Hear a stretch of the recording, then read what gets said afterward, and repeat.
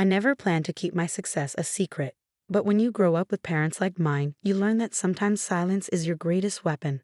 My name is Sarah Chin, and this is the story of how I built a $900 million company while my family thought I was failing.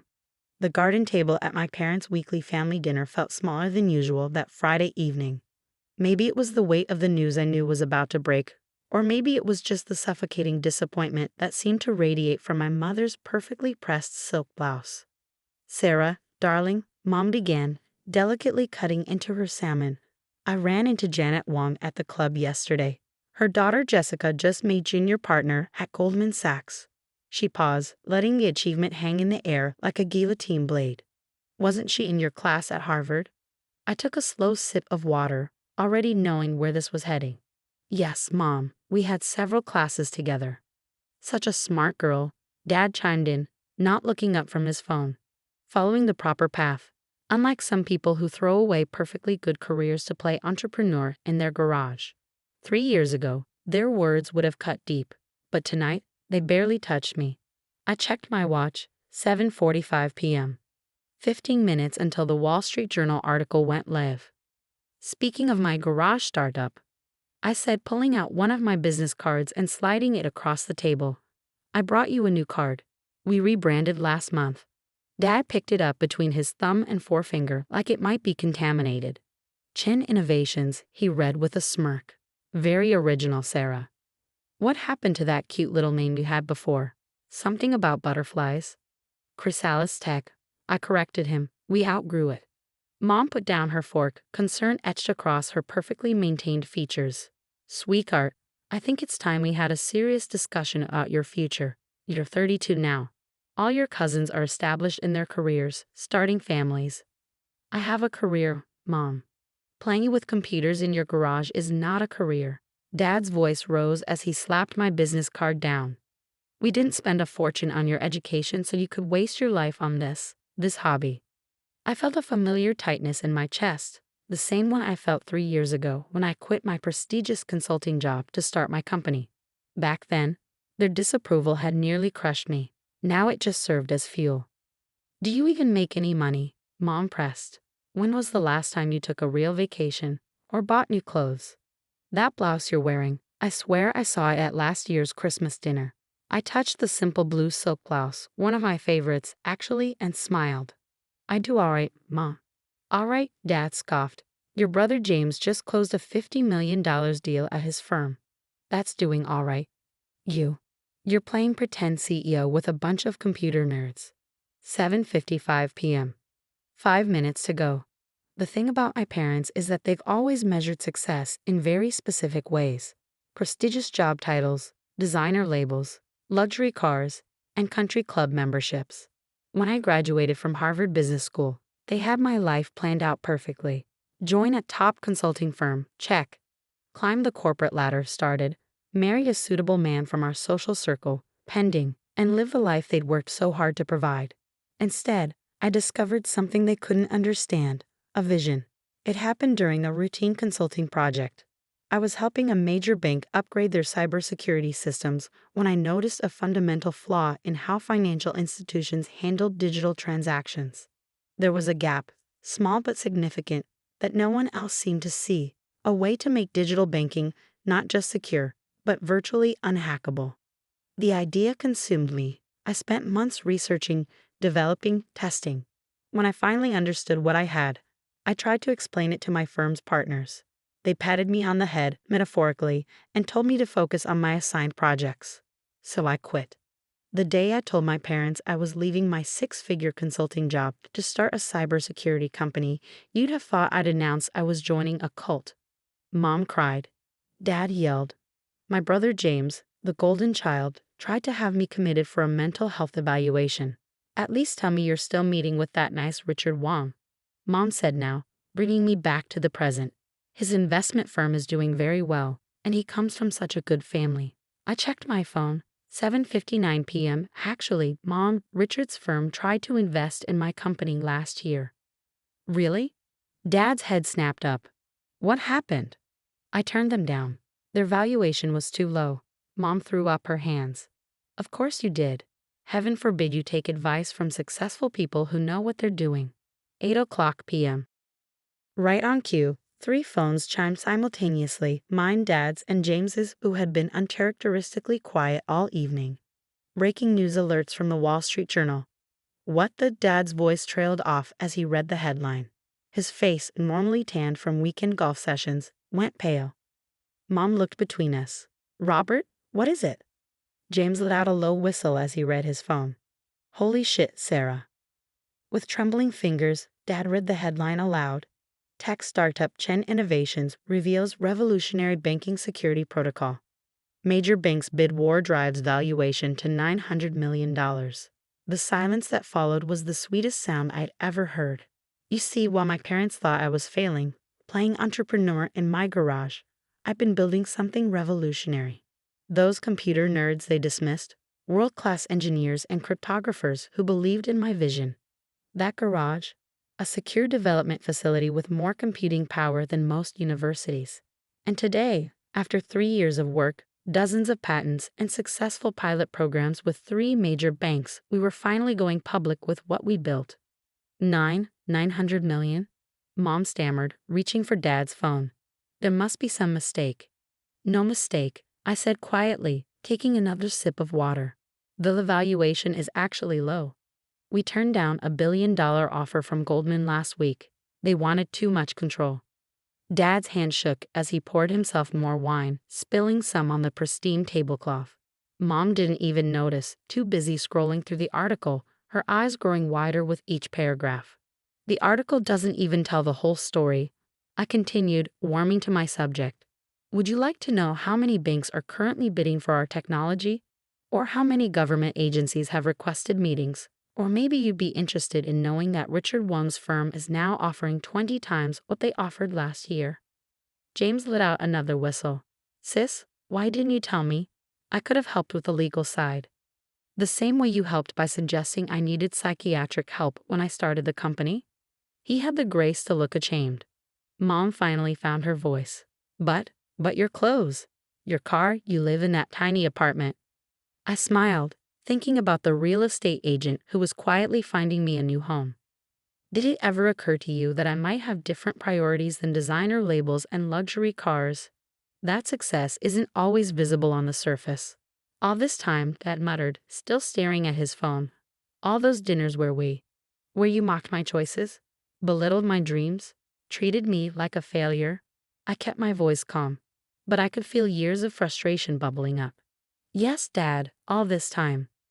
The garden fell silent again, broken only by the gentle splash of the fountain Mom had imported from Italy.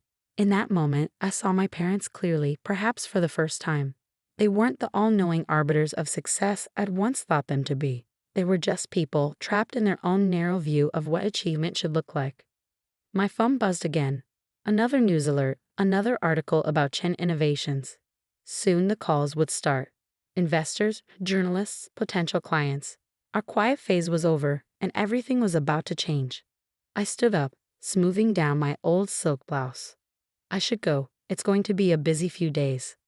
Sarah, wait, Mom called out as I reached for my bag. We should celebrate. I'll call the club, arrange a party. Actually, I'm hosting a company celebration next week. Nothing fancy, just a dinner for my team. The brilliant computer nerds who helped build this company. You're welcome to come if you'd like to meet them. I walked to my car, my practical 3-year-old Toyota, leaving them at the table, still shell-shocked. As I drove away, I caught a glimpse of them in my rearview mirror. Dad still staring at his phone, Mom dabbing at her eyes with her napkin, James shaking his head in disbelief. Part 2. The Truth Behind Success. The next morning, my office was barely recognizable. Gone was the peaceful space where I built my company. In its place, a whirlwind of activity filled every corner. PR teams huddled around conference tables, investors waited in the lobby, and my phone hadn't stopped ringing since dawn. Sarah, Goldman's on line 3, my assistant Rachel called out as I navigated through the chaos. And your mother's called 6 times. I paused. Of course she had. Take messages for both. My garage startup occupied the top 3 floors of a renovated warehouse in the city's tech district. Not that my parents had ever visited to know this. The garage they imagined was actually 30,000 square feet of state-of-the-art research and development space. The computer nerds were a team of over 100 brilliant engineers, cryptographers, and security experts from around the world. Team meeting in 5, I announced, heading to our main conference room. As I walked, I caught my reflection in a window, still wearing yesterday's old silk blouse. Mom would be horrified. The thought made me smile. The conference room filled quickly. These faces, some tired from working through the night, others excited by our public revelation, were the real story behind Chen Innovations' success. People who believed in the vision when it was just sketches on a whiteboard. First, I began, looking around the room. Thank you all for your extraordinary work. The security protocols we've developed together will change how the world handles digital transactions. You should be proud. Dr. Patel, our lead cryptographer, raised his hand. What about the acquisition offers? Ah, the billion-dollar question. Literally. As of this morning, we've received offers from 6 major banks and 3 tech giants. I paused, letting that sink in. But we're not selling. The room erupted in cheers. They understood what I'd known from the beginning. Our technology was too important to be controlled by any single institution. My phone buzzed again. Another text from Mom.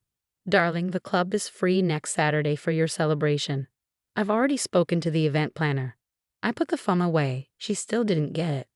Later that afternoon, as I finally caught a moment alone in my office, my mind wandered back to how this all started.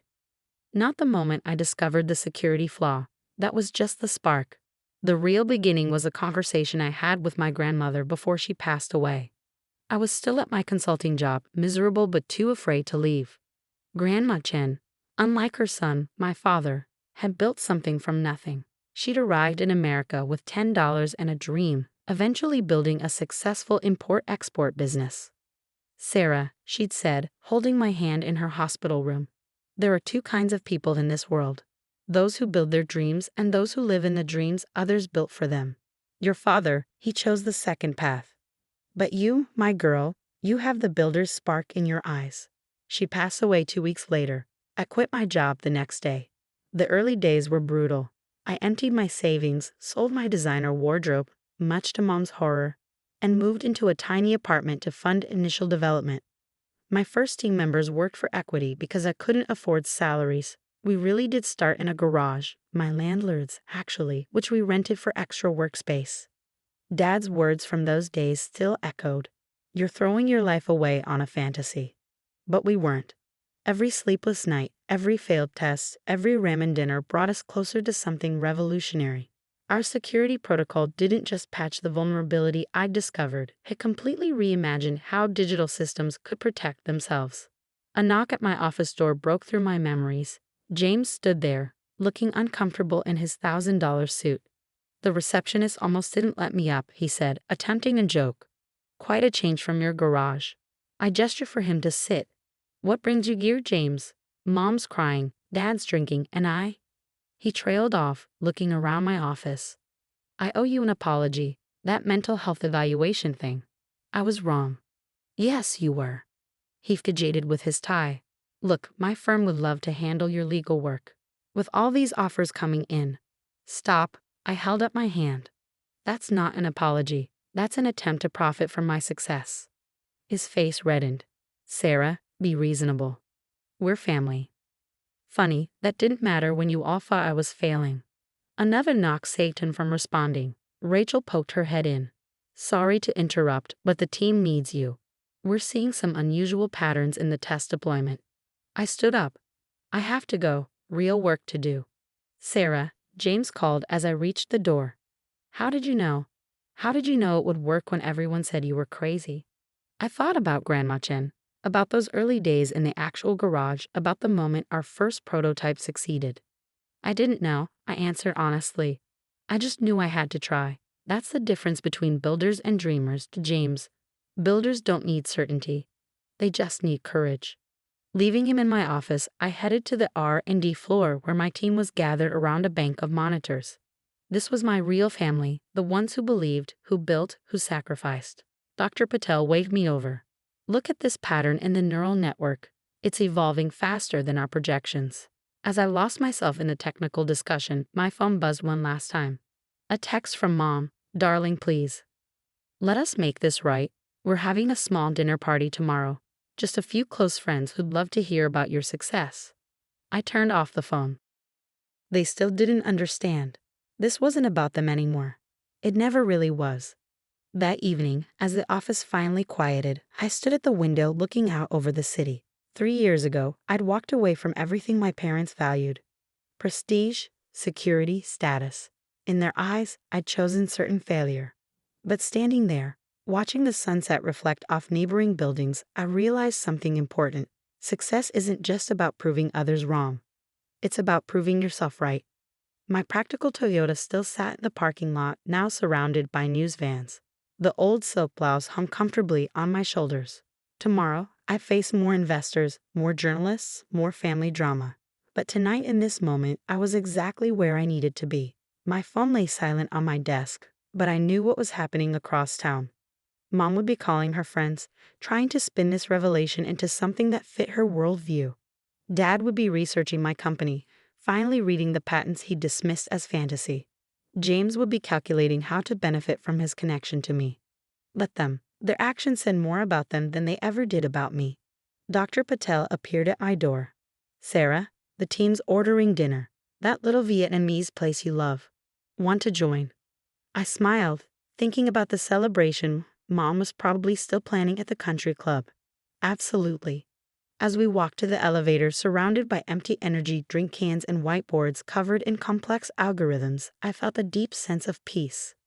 This was success, not the valuation, not the headlines, but this. Building something meaningful. Leading a team that shared my vision. Staying true to myself even when everyone I loved said I was wrong. The next morning, a package arrived at my office. Inside was an old, worn business card for Chen Imports and Exports, and a handwritten note. Found this in your grandmother's things. Thought you should have it. Dad. I pinned the card to my wall, right next to my joke of a business card that he'd mocked just days ago. Grandma Chen would have understood. She would have been proud not of the $900 million valuation, but of the courage it took to get here. My phone buzzed. Rachel this time. The Pentagon's on line 1. They want to discuss potential applications. I smiled, picking up the phone. Time to build something even bigger. Because that's what builders do. We don't wait for permission. We don't need validation. We see possibilities where others see problems, and we have the courage to chase them. As for my parents, maybe someday they'll understand that success isn't always measured in designer labels and country club memberships. Maybe they'll learn that true achievement often comes quietly, wrapped in determination and late-night coffee runs rather than silk and status. But even if they don't, I know who I am. I'm Sarah Chin, and I build things that matter.